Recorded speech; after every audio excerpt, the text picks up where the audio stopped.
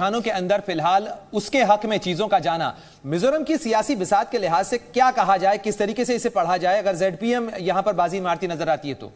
देखिए, आज तक अभी तक 1987 में जब मिजोरम गठन हुआ था उसके बाद से आप अगर देखेंगे तो इक्वली कांग्रेस और एमएनए पावर शेयर किए हैं।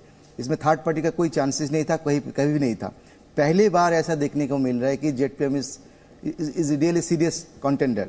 उस हिसाब से आप देखिए जेडपीएम आगे जाके क्या करते हैं। अगर बहुमत 21 सीट्स उससे थोड़ा सा पीछे भी रहते तो बीजेपी है, कांग्रेस भी है। हालांकि जेडपीएम अभी सुन रहे थे, सही बात, जेडपीएम का जन्म एमएनए और कांग्रेस के दोनों का खिलाफ ही हुआ है। ये जो जेडपीएम का लाल दुहामा, ये एक आईएएस ऑफिसर थे और कांग्रेस के साथ जुड़े हुए थे। लेकिन कांग्रेस का माने इंटरनल जो डेमोक्रेसी का अभाव था उस समय, उसके खिलाफ लड़ते हुए खुद एमपी भी बने हैं कांग्रेस के खिलाफ जाके, और अभी ये उन एक जेडपीएम को नेतृत्व दे रहे। तो देखना पड़ेगा काफी आगे जाके। संगीत रागी जी, मेरा आपसे सवाल ये है कि जैसा कि सौमित भी बता रहे हैं कि जो सेंट्रल बेस्ड इश्यूज हैं वर्सेस अगर मैं लोकल इश्यूज की बात करूं तो किसका पलड़ा यहां पर भारी नजर आ रहा है? साथ ही सौमित ने एक बात और कही थी कि जो मणिपुर है और असम है, क्या उसका वाकई असर पड़ेगा इधर पर मिजोरम में? नहीं, बिल्कुल असर पड़ता है, क्योंकि देखिए ये बहुत छोटा ये इनके लंबाई चौड़ाई के क्षेत्रफल के हिसाब से देखें तो अलग बात है, बट जो जनसंख्या है वो बहुत स्पार्सली लोकेटेड होता है, पहाड़ियों पर लोकेटेड है। और जो माइग्रेशन हुआ है, आपको पता है, हम सभी जानते हैं कि वो एक क्रिश्चियन डोमिनेटेड स्टेट है और करीब 90% आबादी जो है वहाँ की क्रिश्चियन ही है, हिंदू आबादी बहुत कम है। और इसलिए भारतीय जनता पार्टी को भी वहाँ एनरोड्स करने में, आपको याद होगा कि और नहीं तो मैं आपके दर्शकों के लिए बता दूं कि एक समय बड़ा कंट्रोवर्सी हुआ था जब राजीव गांधी ऐजवाल में, वो बड़ा फोटो फेमस हुआ था स्वर्गीय राजीव गांधी जी का, जब वो जीन्स और टी शर्ट में ऐजवाल की सड़कों पर जो है वो कांग्रेस का प्रचार कर रहे थे। तब उन्होंने कहा था कि भाई यदि हम जीत करके आते हैं तो हम बाइबल के अनुसार यहाँ पर हम शासन ये करवाएंगे। तो बड़ी वो कंट्रोवर्सी हुई थी। सेकुलरिज्म एक तरफ कांग्रेस बोलती है और एक तरफ इस तरह की बातें करती है। तो लेकिन ये जितने भी हैं, चाहे जेडपीएम हो या एमएनएफ हो, यहाँ पर रिलीजन के आधार पर पोलराइजेशन नहीं है या स्प्लिट नहीं है। यहाँ जो स्प्लिट है वो कम्युनिटीज़ के आधार पर वोट होता है। ये डिफरेंट ट्राइबल कम्युनिटीज़ हैं, उसके आधार पर यहाँ पर जो भी कॉन्टेस्ट होता है। और मेन मुद्दा जो होता जाता है वो डेवलपमेंट और है।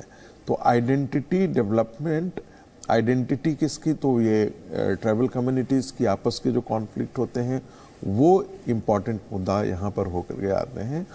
और सामान्यतः देखिए यहाँ पर कांग्रेस भी बहुत अच्छा कर रही है, जेडपीएम, लेकिन सबसे दिक्कत क्या है कि ये 40 सीटों वाली है। क्या पता कल पूरी की पूरी कांग्रेस उलट करके बीजेपी में आ जाए, इसका कोई भरोसा नहीं है।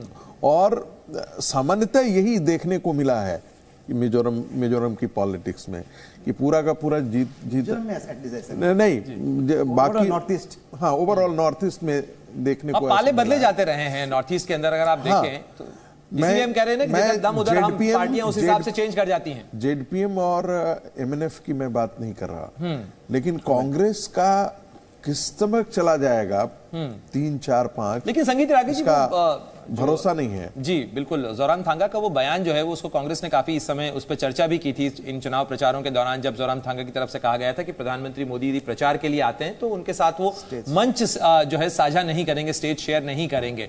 क्या माना जाए कि इसने भी एक मैसेज दिया वहां पर एनडीए के बीच में, जिसका फायदा जेडपीएम को मिलता नजर आ रहा है यहाँ पे? मुझे ऐसा लगता है ये कोई कारण नहीं रहा है, लेकिन हाँ वो एक मान के देखिए, वो एक ये बता करके चलना चाहते हैं कि देखिए मेरी आइडेंटिटी अलग है, हम भारतीय जनता पार्टी के साथ नहीं है। बेशक वो आएंगे, होता क्या है कि जो क्षेत्रीय पार्टियां हैं वो क्षेत्रीय आइडेंटिटी के आधार पर वहां पर खड़ी रहती हैं। केंद्र की आइडेंटिटी जैसे ही आती है या बड़ी पार्टी भारतीय जनता पार्टी या कांग्रेस पार्टी के साथ आती है तो उसमें उनकी आइडेंटिटी सबमर्ज होने का उनको डर रहता है। और ये चूंकि मामला बहुत लोकल्स होता है तो उनको लगता है एक क्षेत्रीय पार्टी अपनी आइडेंटिटी सरेंडर नहीं करना चाहती है ऐसे ऐसे बड़े दलों के साथ।